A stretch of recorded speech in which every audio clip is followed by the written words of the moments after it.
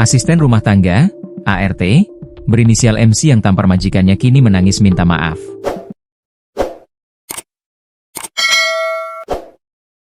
Sambil menangis, ART tersebut mengakui kesalahannya karena tersulut emosi.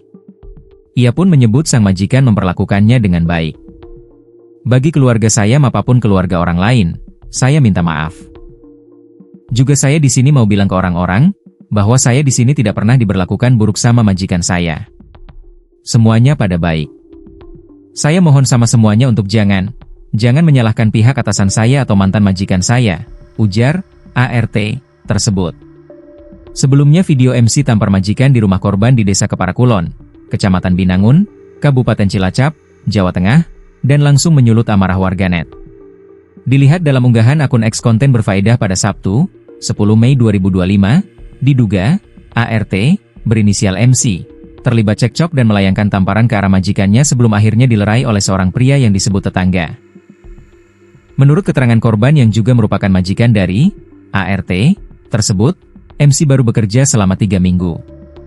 Namun, sejak awal, sang ART disebut sudah menunjukkan sikap tidak suka terhadap arahan kerja dari ibunya yang juga tinggal di rumah. Dia nggak suka kalau ibuku ngatur pekerjaannya. Bahkan sampai maki-maki lewat WhatsApp, menyebut ibuku, setan, iblis, dan nggak tahu malu, ujar korban dalam pernyataan yang kini ikut beredar di media sosial. Korban mengaku sempat berusaha menyelesaikan masalah dengan baik-baik, namun, ART tersebut justru makin agresif hingga berujung pada aksi kekerasan fisik yang terekam kamera. Aku sudah ajak bicara baik-baik, tapi dia malah teriak-teriak, dan langsung tampar aku, padahal aku sedang gendong anakku, tulis korban. Tak hanya itu, sang majikan juga menyebut MC pernah mengancam akan berlaku kasar pada siapapun saat marah.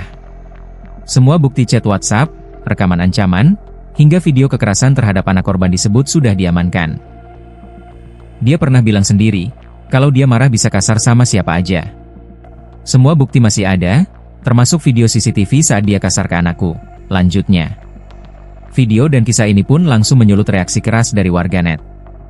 Banyak yang mengecam tindakan ART tersebut dan meminta agar kasus ini diproses secara hukum.